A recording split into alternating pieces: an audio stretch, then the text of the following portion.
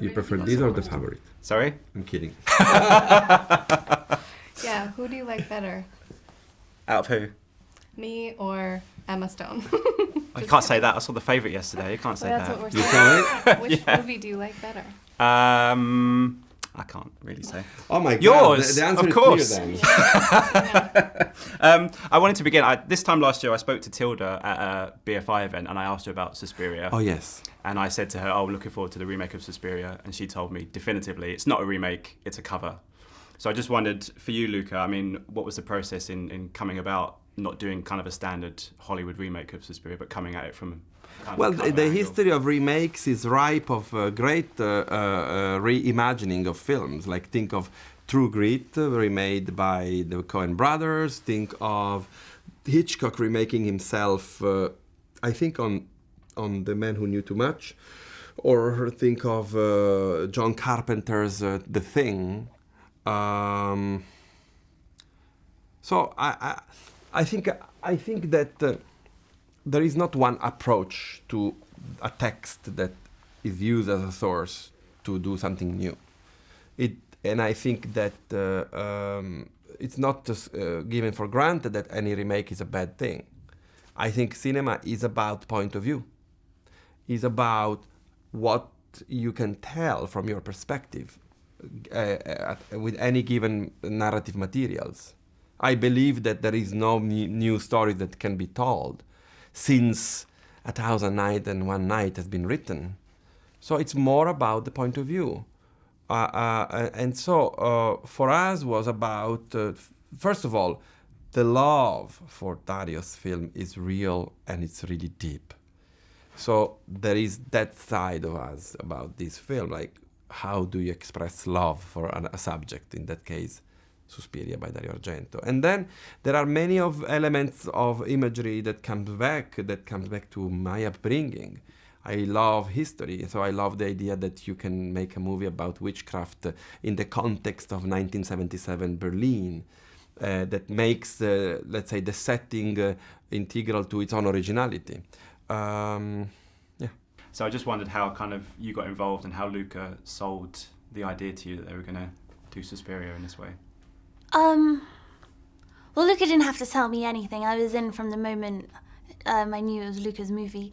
He told me from our very first Skype chat that we had that it wasn't a remake, that he'd been a huge fan his entire life, and now he had this opportunity, and he wanted to create a reimagining of it, and he wanted dance to be much more of a central theme, and it was going to be an all-female-led cast, and he told me Tilda and Dakota were attached already, and I was just so excited, and I really wanted to be a part of it. And for you, Dakota, I mean, it's a really immersive performance, a really immersive role, and you really throw yourself into it.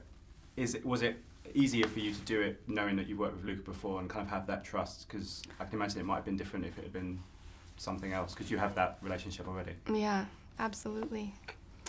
When we work together now, I think we know that we create a very safe environment to do very extreme things. I just wanted to ask as well about working with Tilda again. I mean, she's her performances always are so tremendous, and in this she is as tremendous as she's ever been. I mean, what is it about her that makes her so special for you to direct her and to collaborate with her?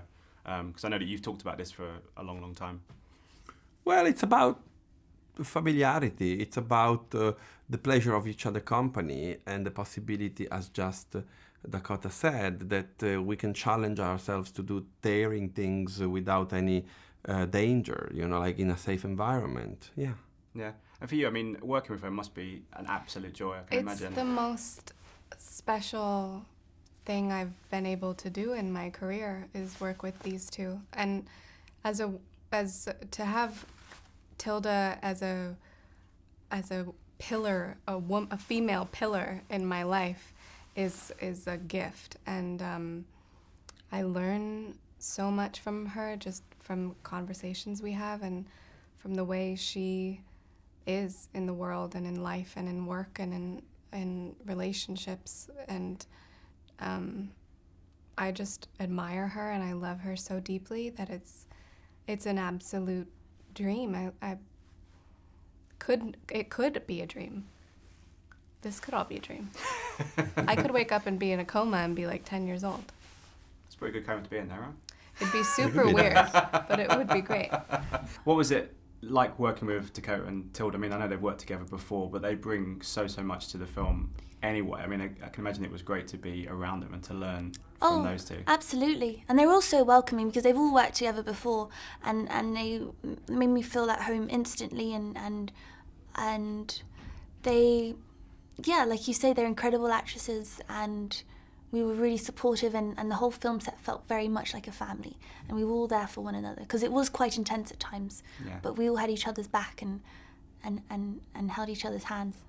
And your character's kind of the through line through the movie, because she's obviously there from the beginning, and then she's the one kind of trying to work out what's going on and everything else. I mean, what was it about her that drew you to her? Because she has her own kind of story going on in the background as well. Yeah, well, I loved the fact that she was a dancer. I thought that was really interesting to learn about that and play that kind of person. The aspect of her being from this well-to-do family, more affluent, I thought that was quite intriguing for me. And so that, along with the movie and Luca, I mean, I thought it was an incredible opportunity. How was it working? I have to ask you about Lutz, working with him.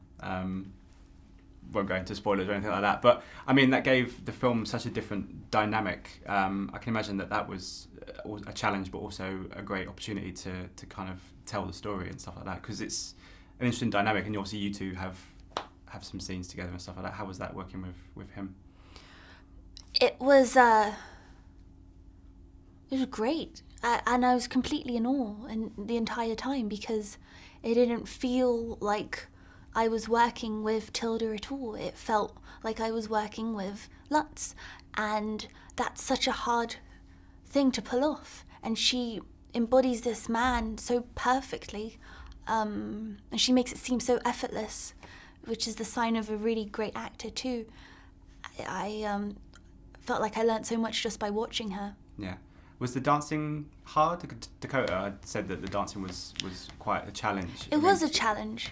The dance sequences were long. They were all set to beats 1 and 2 and 3, and that's quite a traditional way of learning dance. Apparently they don't do that much anymore.